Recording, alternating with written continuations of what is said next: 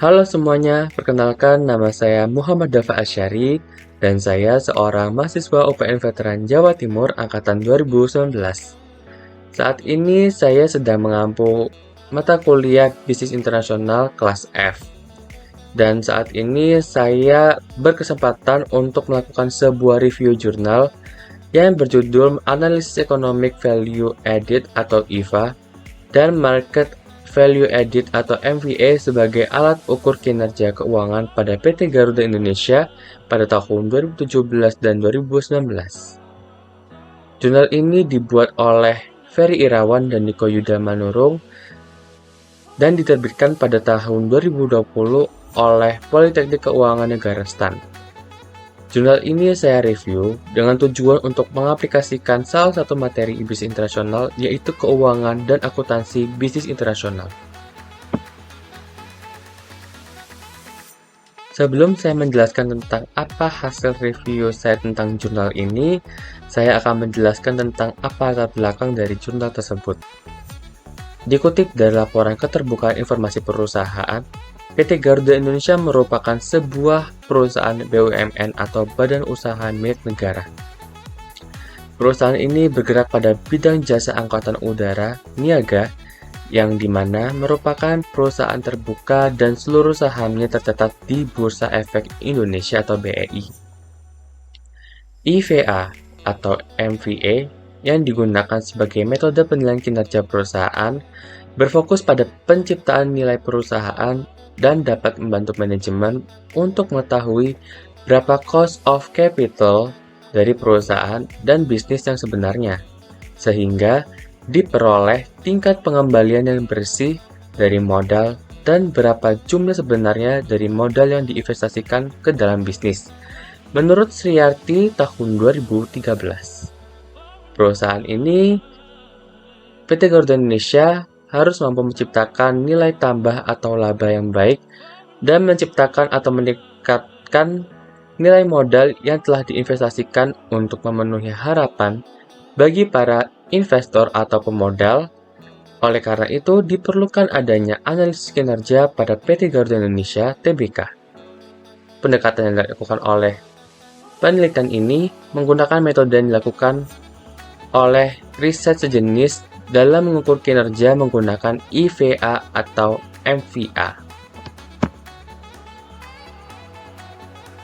Setelah kita membahas tentang latar belakang apa saja yang melatar belakangi jurnal tersebut, selanjutnya itu adalah kita akan membahas tentang beberapa teori yang melandasi jurnal ini.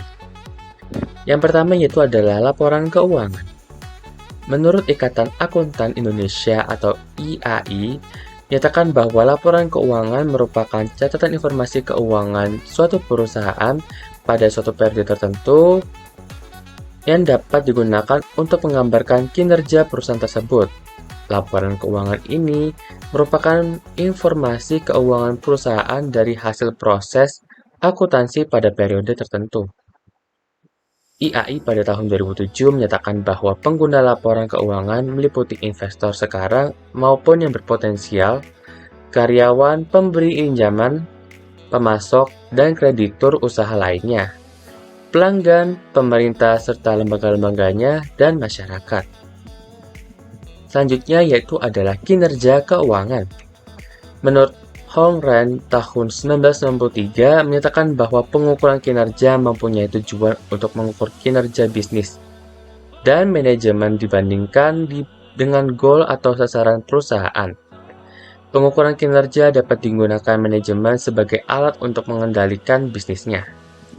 Kinerja keuangan dapat digunakan atau diukur dalam laporan keuangan yang dikeluarkan secara periodik oleh perusahaan.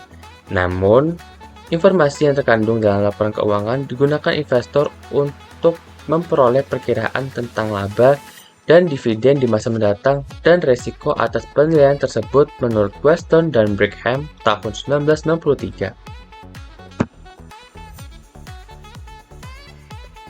Selanjutnya itu adalah Economic Value Added atau IVA.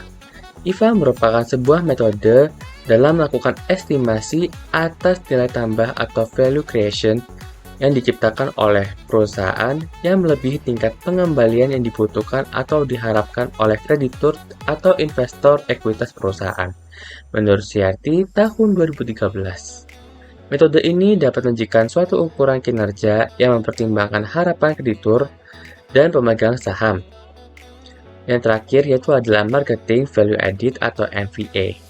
MVA adalah perbedaan antara nilai pasar ekuitas perusahaan pada periode tertentu dengan nilai ekuitas yang dipasok para inventory.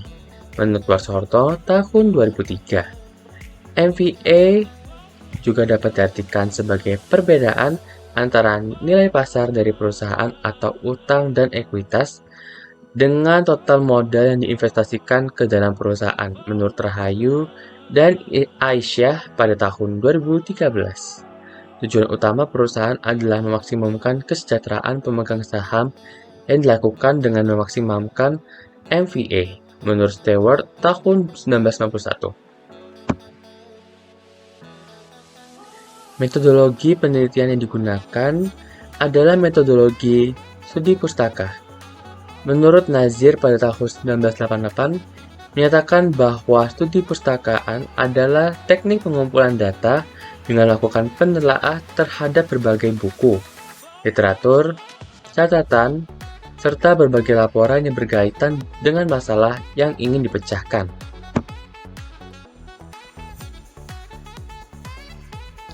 Nah, setelah kita membahas tentang metodologi penelitian yang dilakukan oleh peneliti, maka setelah penelitian terdapat hasil dari penelitian tersebut.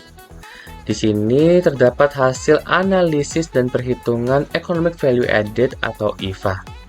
Seperti yang dapat dilihat pada tabel berikut. Di sini terdapat hasil perhitungan EVA PT Garuda Indonesia pada periode tahun 2017 dan sampai 2019. Dapat dilihat bahwa nilai EVA yang negatif menunjukkan bahwa perusahaan belum mampu atau tidak berhasil dalam menciptakan nilai tambah bagi para pemodal atau investor, dan bahkan menurunkan nilai aset perusahaan sebesar nilai EVA negatif tersebut. Nah, selanjutnya itu adalah analisis dan perhitungan Market Value Added atau MVA. Di sini hasil perhitungan MVA pada PT Garuda Indonesia pada periode 2017 sampai 2019 secara berturut-turut. Nilai MVA ini dimulai dari negatif pada tahun 2017 dan 2018. Namun secara garis besar nilai MVA ini akan meningkat terus-menerus pada periode 2017 dan 2019. Di sini membuktikan bahwa pada MVA ini PT Garuda dapat membuktikan bahwa perusahaannya berhasil meningkatkan kekayaan pada pemegang saham yang ditunjukkan dengan nilai MVA yang semakin positif.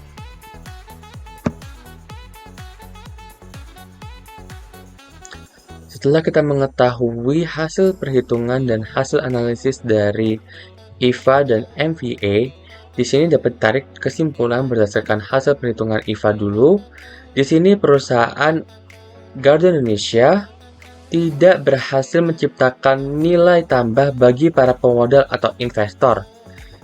Dapat dilihat tadi karena tabel tersebut menunjukkan nilai tidak kunjung menjadi positif, namun tetap berada dalam level negatif,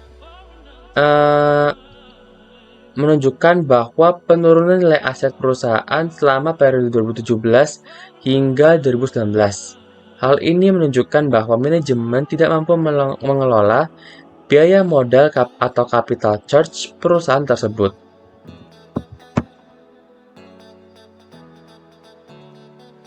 Dan selanjutnya itu adalah pada perhitungan MVA ini, perusahaan atau dalam hal ini manajemen tidak berhasil meningkatkan kekayaan para pemegang saham atau investor pada tahun 2017 sampai 2018. Namun pada tahun 2019, perusahaan berhasil meningkatkan kekayaan para pemegang saham atau investor yang ditunjukkan pada nilai MVA yang semakin positif. Bisa dilihat tadi awal-awal tadi itu terdapat data di mana pada tahun 2017 dan 2018 MVA masih negatif.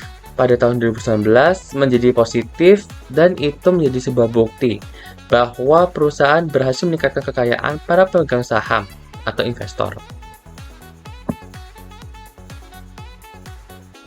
Kesimpulan terakhir yaitu adalah pada PT Garuda Indonesia ini, kinerja keuangan yang dimiliki dapat dikatakan tidak cukup baik atau dapat dikatakan buruk secara keseluruhan.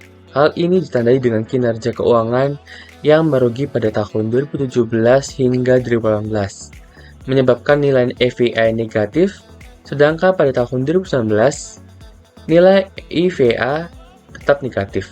Meskipun perusahaan memperoleh laba, hal tersebut menunjukkan bahwa laba yang diperoleh tidak mampu menutupi seluruh biaya modal atau capital charge yang ada. Sekian hasil review yang telah saya jelaskan kepada kalian atau berbagi dengan kalian mengenai jurnal Analisis Economic Value Added atau EVA dan Market Value Added MVA sebagai alat ukur kinerja keuangan pada PT Garuda Indonesia pada tahun 2017 hingga 2019. Mohon maaf bila kekurangan dan salah kata, saya pamit undur diri.